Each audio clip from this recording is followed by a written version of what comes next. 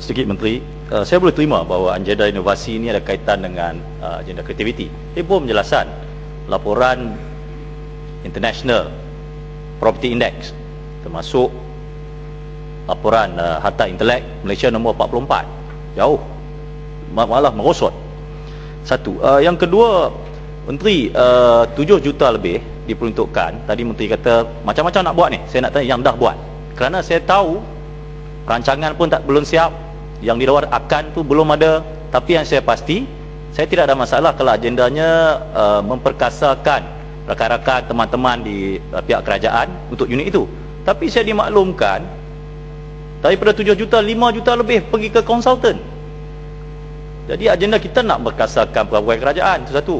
Itu. Dan seterusnya Menteri, saya juga mohon penjelasan. Yang nak dibuat tu saya difahamkan ketika lawatan Perdana Menteri India ke sini. Ada bersama untuk buat dengan Monash University, UNIC. Tapi kita keluarkan 1 juta bagi pihak UNIC. Tapi tak ada apa pun sehari ini. Jadi saya khawatir UNIC tersebut. Dan soalan yang perlu juga tadi ada sikit lah, bagi pihak PMO, Pejabat Prime Minister Office, Pejabat Perdana Menteri, siapa pegawai memantau ni? Mohon penjelasan. Saya kenal sungguh Yang Berhormat daripada Balik Pulau. Dolak-dalik dia, putar belik dia, bahasanya begitu molek sekali dalam agenda sebegitu. Maka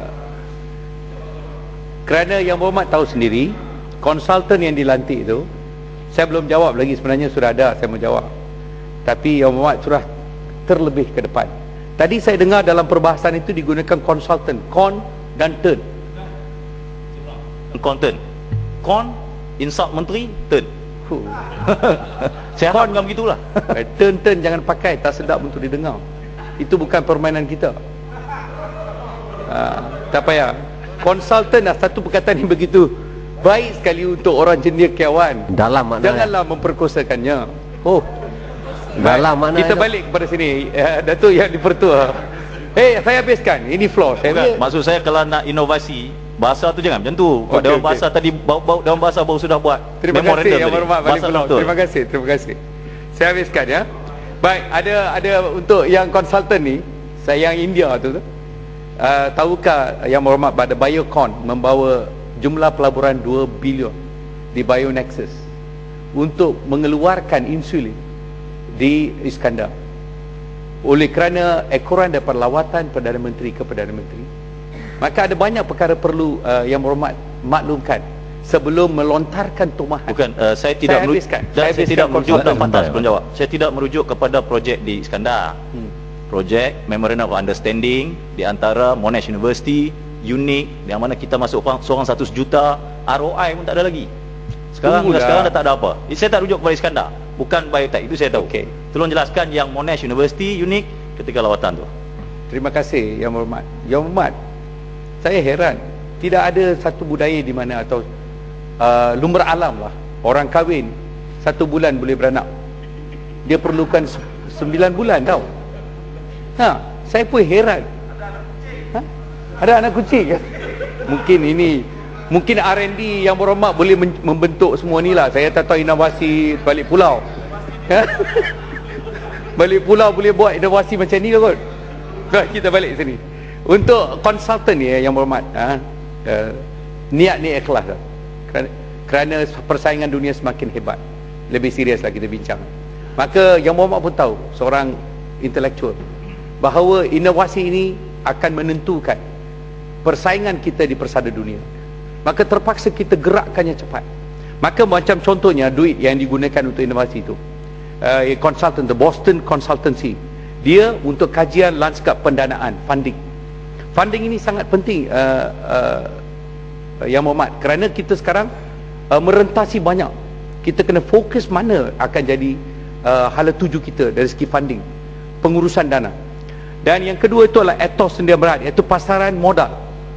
Yang bincang mengenai pasaran modal, melibatkan syarikat tersenarai dan venture capitalist. Kerana sekarang banyak venture capitalist mau tengok R&D, IP yang dipegang oleh syarikat untuk mereka melabur seterusnya. So kita ada begitu banyak sekali, kita nak pilih focus areas ya. Yang bolehkah saya habiskan? Dan lepas tu you sekaligus tanya.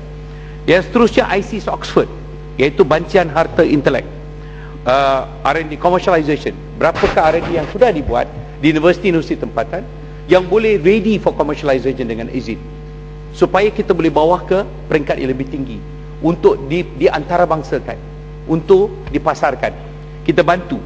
Dan satu lagi adalah bagi UCSCI, iaitu University Sedaya College International Blue Ocean Strategy, melihat perkara-perkara yang berbeza dari segi inovasinya, dan akan ditentukan bagi organisation structure, kerana 2011 tu akan ditentukan dasar ini untuk diamalkan.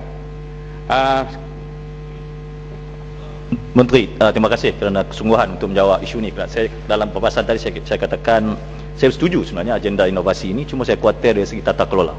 Menteri, penjelasan lanjut ialah begini Menteri. Tadi Menteri sebut ethos, sebut Boston Consulting. Ethos ni semenjak sekarang ni almost hampir banyak kerja-kerja perundingan consulting ethos lah. Inovasi ethos, KPI ethos macam, sehingga kan EPCO juga dilaporkan, dikenalkan oleh rakan kongsi daripada ethos. Itu fakta. Soalan saya ialah, ini maklumat agak tidak tepat untuk saya sebut nama di sini. Kementerian Sains, saya rasa kurang yakin dengan pendapatan ataupun apa yang dipersembahkan oleh Boston Consulting, walaupun saya tahu Boston itu nama yang besar. Tapi saya tanya Menteri sehingga hari ini, Boston Consulting juga diambil. Lepas tu kita ada konsultan yang diambil juga ialah konsultan daripada luar, bukan pegawai kerajaan, daripada dalam, dia menjadi CEO-nya itu. Jadi soalan saya ialah, di mana kekuatan untuk memperkasakan pegawai kerajaan ni? Saya tengok sekarang ni pendekatan baru, penjelasan pembangunan ala contractors.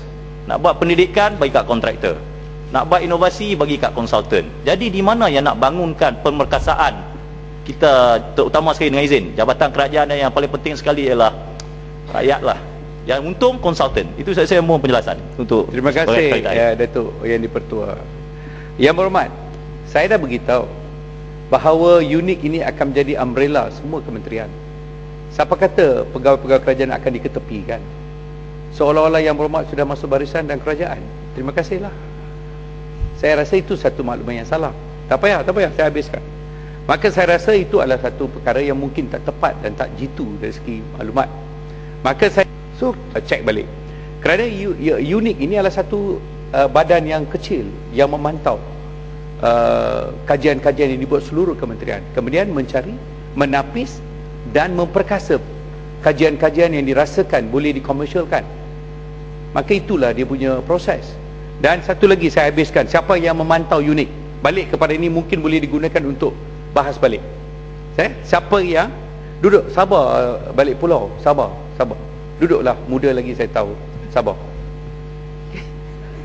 Baik, siapa yang memantau UNIC? Ahli lembaganya adalah pengarah UNIC Corp, iaitu sebuah syarikat berhad menurut jaminan.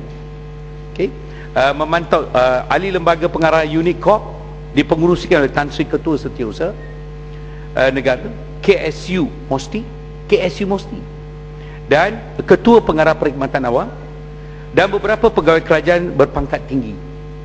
Okey, aktiviti harian UNIC Corp dikawal selia oleh Ketua Pegawai Eksekutifnya. Itu sebab saya kata dengar dulu, kerana induknya adalah balik kepada orang-orang yang menerajui kerajaan, pegawai-pegawainya. Maka tak payahlah kita lompat pagar tu. Orang Pulau Pinang kata lompat pagar kan, jangan. So itulah, terima kasih Datuk Yang di-Pertua. Menteri, sikit ya? Okay. Menteri, saya selain bertanya, saya mau cadangkanlah. Menteri konstruktif. Harta intelek di bawah kementerian ni, kita punya ni apa, berangan dalam negeri, sehingga terbentuk Suruhanjaya. Inovasi ada Kementerian Sains. Tiba-tiba ada satu lagi unit khas pula di bawah menteri. Saya khawatir kalau tak dikonsolidate secara integratednya, saya takut nanti kita belanja lebih, agenda tak jadi.